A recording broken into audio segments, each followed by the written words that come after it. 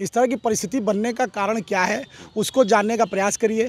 और नहीं आप उसमें आप सक्षमता नहीं है तो हमारा तहरीर लेके हमारे भाई हम असलहा लेके परिसर में आते हैं। परिसर में लिखा हुआ है साफ साफ बड़े बड़े में कि असलहा लेके लाना वर्जित है। दादी के हाथों का जादू और खुशबू से महकता घर, माँ की मुस्कुराहट और खाने की सुगंध। MDH गरम मसाला, क्योंकि हर रिश्ता है स्वाद से जुड़ा।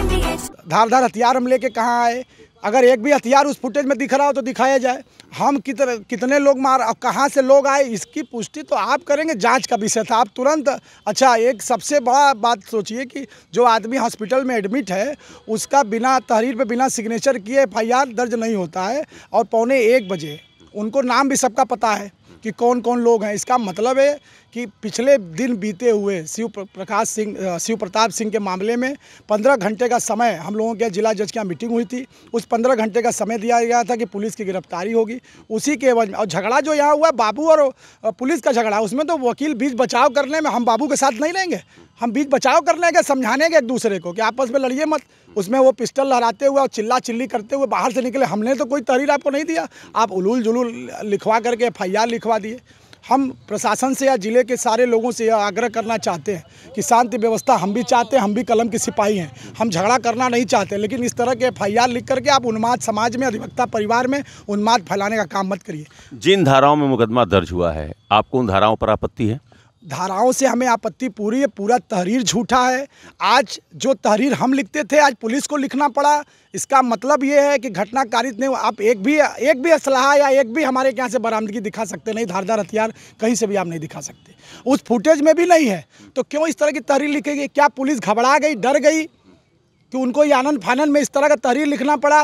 और हॉस्पिटल में जहाँ संवेदनशील बताया जा रहा है कि SI महोदय अभी निरंतर उनका इलाज हो रहा है, कहीं ना कहीं खतरे में है, उसके बीच में ये तहरीर लिखा कैसे? मतलब कि पूरा कहानी बना करके आप लिख दिया और हमारे खिलाफ मुकदमा पंजीकृत हो गया। तो हमारा शुद्ध रूप से 2 मांग है। पूरा अधिवक्ता समाज का मांग है कि हमारा भी FIR लिखा जाए, अन्यथा SIT के गठन करके उसको कारण को जाना जाए। आप क्या कहेंगे? हम यही कहेंगे कि जो FIR लिखा गया है ये पूरी तरह से झूठा और फ्रॉड है। अधिवक्ता समाज के ऊपर जो भी FIR हुई है वो भी झूठा एकदम गलत है। जो कि SIT का गठन करके या बार के पदाधिकारीगण के साथ पूर्व जो भी मीटिंग अभी वर्तमान में चल रही है उसके साथ साथ उसका निर्णय लिया जाए कि क्या होगा क्या नहीं। अब बार बार क्रिया प्रतिक्रिया की बात आप पहले तो देखा जाए कि झगड़ा का उत्पन्नता का कारण क्या हुआ, इसका मुख्य विषय है, ये देखना बहुत ज़रूरी है। पुलिस विभाग की विश्वसनीयता खतरे में है। मैं इसके दूसरे परिप्रेक्ष्य में बताता हूँ कि ये जो भी कारण हैं ये कारण कहीं न कहीं उनके दायरे में जाते हैं जिन्होंने समय के साथ सम्यक निर्णय लेने में अपनी अक्षमता प्रदर्शित की है, जिसकी वजह से ये सारी समस्याएं एक्युमुलेट होते हुए, एकीकृत होते हुए उस रूप में पहुंच रही हैं कि हर व्यक्ति अपना आपा खोने को उतारू है। कहीं ना कहीं पुलिस डिपार्टमेंट अपने दायरे को खूब एक तरह से पार कर रहा है। उसका दुष्परिणाम ये है कि वो अपनी विश्वसनीयता देखा जाए तो कहीं खतरे में डाल रहा है। सवाल हमारा एक एडवोकेट का या एक मतलब ये न्याय तंत्र का और पुलिस विभाग का नहीं है। सवाल ये है कि आम पब्लिक का क्या होगा। हम भी कहीं ना कहीं आम पब्लिक के लिए हैं और पुलिस भी कहीं ना कहीं आम पब्लिक के लिए है। लेकिन अगर मैं ये कहूँ कि पूरा समाज जो हमारे मनुष्य मात्र से बनता है, जो आम नागरिक से बनता है, अगर वो निर्भीक है तो उसके पीछे ये सारे एडवोकेट्स हैं। क्यों? इसलिए क्योंकि इस तरीके की जो भी परिस्थितियां आम व्यक्ति, आम नागरिक फेस करता है, उसके लिए जो पहला इंटरफेस है कि हर तरफ से जब वो गले तक फंस जाता है, कुछ नहीं सूझता है, तो वो क्या करता है? न्यायालय की तरफ मुँह करके उन्मुख होता है। लेकिन सबसे पहला जो सामना होता है उसका अधिवक्ता समाज से होता है। वो अपनी विश्वसनीयता अपने हिसाब से, अपनी समझ से एक एडवोकेट हायर करता है और उस एडवोकेट के माध्यम से अपनी उन बातों को समाधान चाहता है जिससे कि उसको कहीं ना कहीं जितनी भी उसकी सारी दुर्दशाएं हैं, लेकिन वो दुर्दशा होती किससे है? तमाम निरंकुश ऐसे निर्णयों से जिन्हें कि कहीं ना कहीं ये देखना था कि उनके द्वारा ही ये समाधान उसी स्तर पे हो जाना चाहिए था। मैं एक दूसरा एग्जाम्पल देता हूँ आपको। क्या है, किसी भी व्यक्ति को कोई दिक्कत होती है, क्या अपेक्षा की जाती है? वो पुलिस को अप्रोच करे। पुलिस को अप्रोच कहाँ करेगा? चलते फिरते किसी पुलिस को नहीं करेगा, थाने जाएगा। थाने पर उसको जिस तरीके का ट्रीटमेंट मिलता है, उसको जिस तरीके से लगता है कि मेरी बात सुनी नहीं जा रही है, एक बड़ी आसान स्टैटिस्टिक्स जो है वो आराम से निकाल करके शासन प्रशासन इस चीज़ का एनालिसिस कर सकता है। वहाँ से जो चीज़ें फॉरवर्ड होकर के उच्चाधिकारियों पर जाती हैं, उच्चाधिकारियों के माध्यम से भी जब काम नहीं बनता है तो न्यायालय में जाती है, जिसको बोलचाल की भाषा में सबकी ज़बान पे मुझे लगता है कि जो बिल्कुल ABCD नहीं जानता लाकी, वो भी 156(3) जान गया है। ये 156(3) क्यों ज़बान पे आया?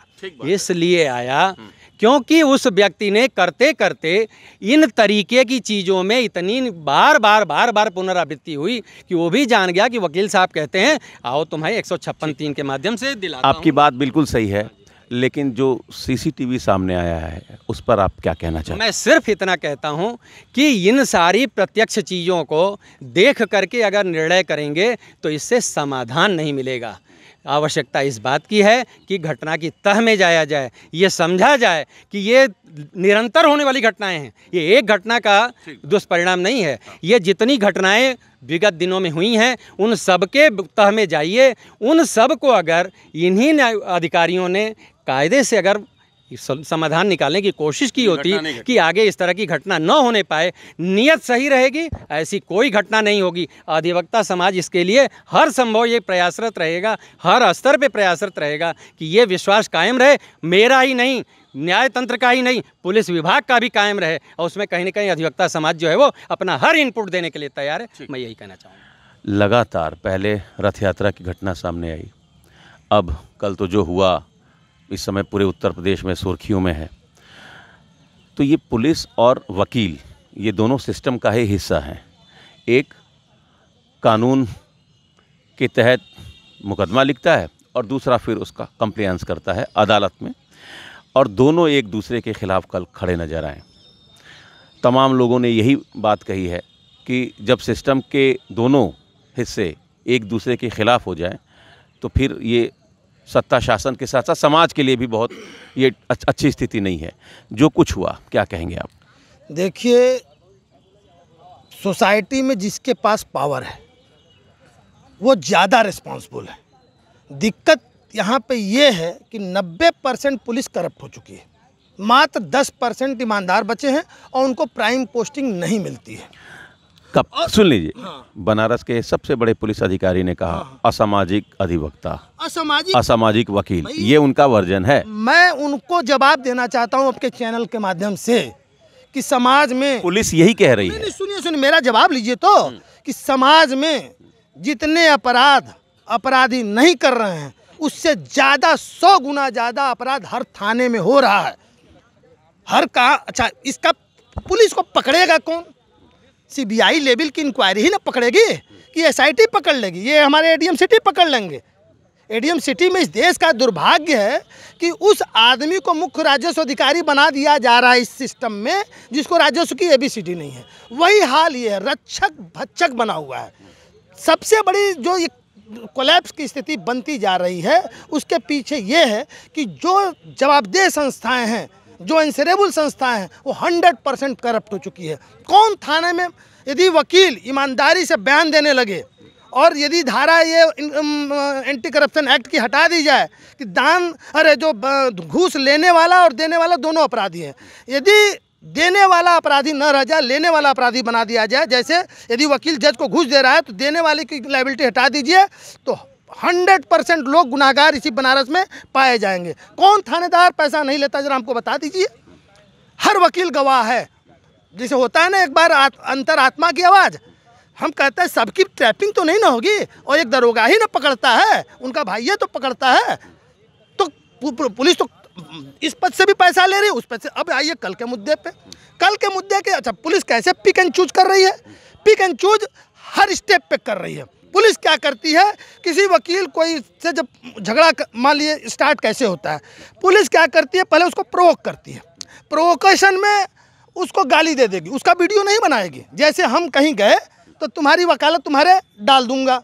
मैं सुन लीजिए मेरी बात, इसको एक्सप्लेन करने दीजिए। तो अब उसका परिणाम क्या होगा? आगे आप फार्म में करें, मैं तुम्हारे में डाल दूंगा, तो मैं जो बोलूंगा उसकी वीडियो बन जाएगी, और वो जो 5 मिनट 1 सेकंड पहले बोले रहते हैं उसकी वीडियो नहीं बनती है। जैसे आप अब आ जाइए रथ यात्रा, इसको मैं एकदम साबित कर रहा हूँ। रथ यात्रा में वकील साहब से कन्वर्सेशन हो रहा है, सामने उनका बंगला है, 2 बीघे का बंगला है, वो मांडवी हाउस का रॉयल फैमिली है, ठीक है। उनके परिवार में एक से एक स्वतंत्रता सेनानी और रहे हैं, बड़े लोग रहे हैं, और वो यही कह रहे कि मेरे सामने घर है। सर मैं कैसे जाऊँगा? मेरी और वाइफ साथ में है, और पुलिस का व्यवहार देख लीजिए, और वो वीडियो बन जाता है। उसके बाद मार के उनका हाथ तोड़ दिया जाता है, मार के उनका आंख फोड़ दिया जाता है, 7 टाके लगे हैं, और SIT गठित कर ले रहे हैं, निलंबन कर देंगे, निलंबन के बाद फिर बहाली कर देंगे। तो हमारे भी अधिवक्ता साथी जो कल अपराध कारित किए हैं, जो मात्र 323 का अपराध से, यदि हम अपने उनको उस CC फुटेज को एडमिट भी कर ले तो 323 का मात्र ऑफेंस है, 323 का मात्र। 14 धाराएं लगी हैं, फर्जी धाराएं हैं।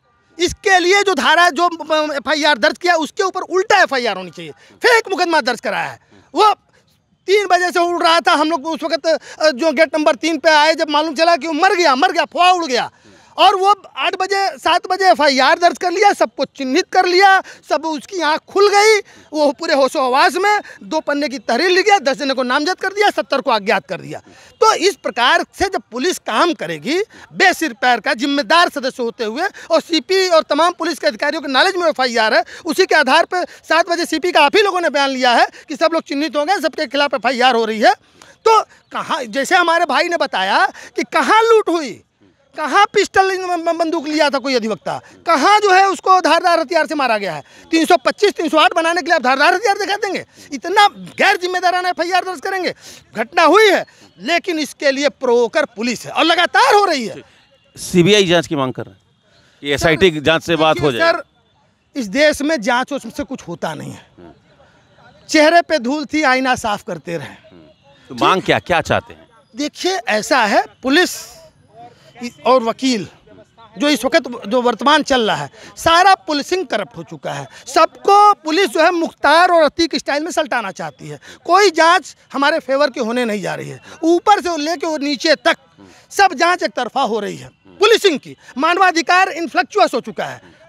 NHRC कमीशन में इसी भेलूपुर थाने में मनोज तिवारी को मारा गया था, और आज PSC उसको ब्लैक डे के रूप में मनाती है। मानवाधिकार ने सबको तनख्वाह से पैसा दिलाया था। मांग क्या चाहते हैं अब? देखिए, हाई कोर्ट के सिटिंग जज से नॉट रिटायर्ड, सिटिंग जज से सारी घटनाओं का, इधर साल भर में जितनी पुलिसिंग की हुई है, जितने वकीलों के साथ टॉर्चर, हाथ तोड़ा गया है, आंख फोड़ा गया है, लॉकअप में मारा गया है, इंटेंसली मारा गया है, रोड पे मारा गया है, सबकी inquiry chief justice of Uttar Pradesh से मेरा निवेदन है कि यदि न्यायिक तंत्र को बताना चाहते हैं तो आप इंटरफियर कीजिए, और आप अपने किसी एक सीनियर जज को अपॉइंट कीजिए, और इन सारे जो पुलिसिंग में जो है मानवाधिकार के रूप में सिर्फ हाई कोर्ट का सिटिंग जज और वही कुछ कर पाएगा, बाकी सब शासन प्रशासन के दबाव में है, और अतीक मुख्तार स्टाइल में वकील भी सल्टा दिए जाएंगे। चलिए, तो हाई कोर्ट के सिटिंग जज से इस पूरे घटनाक्रम की जांच कराई जानी चाहिए, ये मांग है बनारस के वकीलों की। जो धाराएं लगाई गई हैं 10 वकीलों पर जो नामजद हैं, उन धाराओं से वकीलों को आपत्ति है। Amit Singh, TV 9 UP, Varanasi. अब छोलिया हो या लोबिया, सफेद चने या काले चने, सब कुछ मजेदार बने। MDH